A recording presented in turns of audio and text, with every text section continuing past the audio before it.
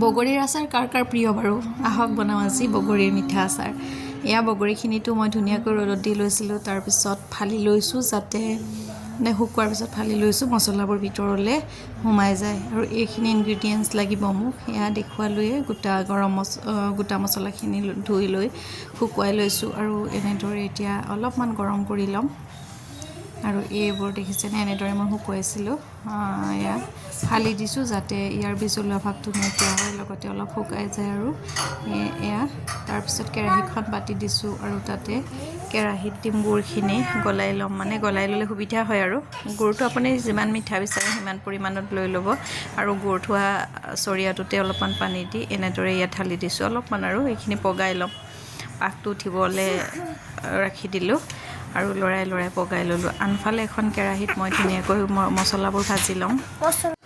এয়া চফ, জিৰা আৰু মেথি কেইটামান দিম, লগতে কালজিৰা আৰু জনিগুটি আৰু তেজপাত সেইখিনিয়ে, আৰু ৰেড চিলি ব্যৱহাৰ কৰিম কালাৰটোৰ বাবে। আৰু এয়া গুড়খিনিও ধুনীয়াকৈ হৈ গৈছে আৰু উতলিছে, দেখিছে এনেদৰে পগাব লাগে, ভাল হয় আৰু তেতিয়া আৰু দিবলৈ সুবিধাও হয়। আৰু মছলাখিনি ভাজি আছোঁ এনেদৰে, আৰু ঠাণ্ডা হ'বলৈ দিয়াৰ পিছতহে মই দিছোঁ দেই, মানে মিক্সাৰ গ্ৰাইণ্ডাৰত দিছোঁ। একদম ঠাণ্ডা হোৱাৰ পিছত এই মছলাখিনি ভৰাই লৈছোঁ, লগতে জালুক কেইটামান দিছোঁ। মিঠাত অলপমান জ্বলা হ'লেও ভাল লাগে, সেয়াই। তাৰপিছত ইফালে আন এখন কেৰাহীত ধুনীয়াকৈ মিঠাতেলখিনি দি লৈছোঁ, আৰু মই ইঞ্জিন অইলে ব্যৱহাৰ কৰিছোঁ। আচলতে টেঙা আচাৰত যিমানখিনি তেল দিব লাগে তাতকৈ অলপমান কমাই দিলেও হয়। আৰু জিৰা কেইটামান ফুটাই লৈছোঁ, আৰু বগৰীবোৰ ইয়াতে ফালি থোৱা বগৰীখিনি ঢালি দিছোঁ, আৰু লৰাই ভাজিম। গেছটো একদম চিমত ৰাখিছোঁ যাতে লাগি নাযায় আৰু লাগি নধৰে তেনেদৰে। আৰু এয়া ধুনীয়াকৈ মিলাই লৈছোঁ তেলতে, আৰু এনেদৰে মিলাই গেছটো চিমত ৰাখি ধুনীয়াকৈ ভাজি আছোঁ। আৰু অলপ সময়ৰ পিছতে মছলাখিনি দি দিলোঁ, যিখিনি মছলা মই গুড়া কৰি লৈছিলোঁ। অলপমান গোটা হৈ থাকিলে ভাল, মোৰ অলপমান বেছিয়ে গুড়ি হ'লগৈ। তাৰপিছত ৰেড চিলি পাউডাৰ দি দিছোঁ কালাৰটোৰ কাৰণে, অলপমান ক'লা নিমখ দিছোঁ, তেতিয়া টেষ্টটো ভাল আহে। আৰু গোটেইখিনি মিলাই লৈছোঁ। এয়া এনেদৰে মিলাই লোৱাৰ পিছতে মই গুড়খিনি দি দিম বাৰু।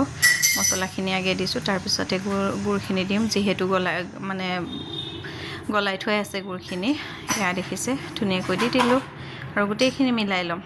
আচলতে এনেদৰে বগৰী যেতিয়া ওলাইছে ন, এইটো সময়তে বনাই থৈ দিলে খাবলৈ বহুত টেষ্টি হয়, আৰু পিছৰ ৰুটিৰ লগত বা ভাতৰ লগতো খাব পাৰি। আৰু সৰু ল'ৰা ছোৱালীখিনিও ভাল পায় মিঠা আচাৰ, যিহেতু ইয়াত জ্বলাৰ পৰিমাণটো কমাই দিয়া হয়, মানে তেনেকৈ দিয়াই নহয়, আৰু অকল জালুকীয়া অলপমান দিছোঁ। তাৰপিছত ভিনেগাৰ 3 চামুচমান এড কৰিছোঁ, আৰু গোটেইখিনি মিলাই লৈছোঁ। আকৌ একদম ৰেডি হৈ যাব অলপ পিছতে মোৰ মিঠা আচাৰ, বগৰীৰ মিঠা আচাৰ। এয়া কেনেকুৱা পালে ৰেচিপিটো জনাব। আজিলৈ আহিলোঁ, বাই।